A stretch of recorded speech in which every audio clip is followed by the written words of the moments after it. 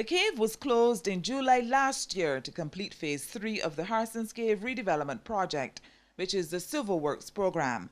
The new facilities include a visitor reception center, access to the valley floor either by the 3 glass-fronted elevators, a timber walkway, or a valley trail.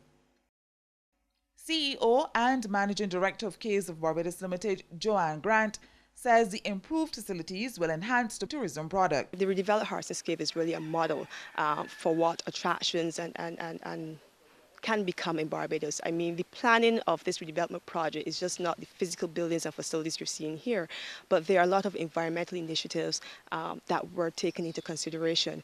We are harvesting rainwater for use in irrigation.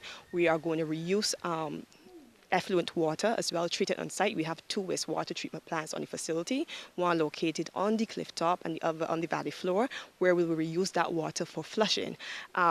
We have composting, which is something that we will engage in. We're going to have a shade house where we're hoping to hatch some of the vegetation that you see here on the valley floor and cliff top. So I think Harsons Cave is a pioneer in terms of the environmental awareness, the total experience that it brings as a visitor attraction. I mean, the site of itself can be considered now a visitor attraction. So I think Harsons Cave will continue to add value.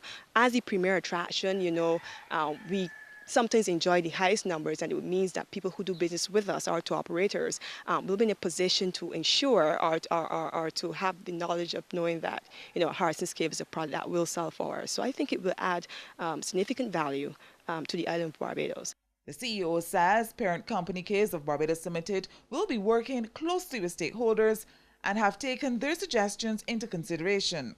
We are a company incorporated on the Companies Act, and obviously we want to have a financially sustainable entity to run as well. And we have worked continuously with our stakeholders. We have taken on board any suggestions or recommendations that they've made that we think we could incorporate into the redevelopment. Just a few weeks ago, we had a second visit, where we invited our stakeholders in so that they could have had the opportunity to see the new site and facilities. And during this session, they would have made a few recommendations to us, and recommendations that we will seriously consider. So I think that we do have a good relationship with them, and when we reopen the facilities to the public, and you know, the new Harsons Cave experience is out there, and they understand, you know, what we have been doing, what the Harsons Cave development project is about, is so much more than the physical buildings, that our relationship will continue to grow and be beneficial both to us as a company and to our stakeholders. Meanwhile, project coordinator Ricardo Marshall says the redeveloped Harsons Cave is a world-class facility.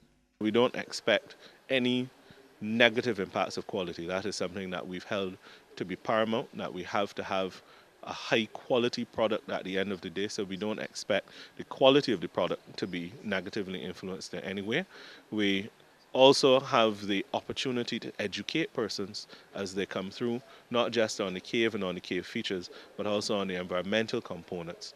And with the expansion of the type of tours that Harsons Cave can accommodate through CBL's introduction of wild cave tours and so forth, we're looking to enhance the visitor experience and expecting to attract a wider cross-section of persons. I think even those who would have come to Harsons Cave before really may not recognize it as they come to the car park area, and it really is a new and unique experience in terms of the overall feel of the facility.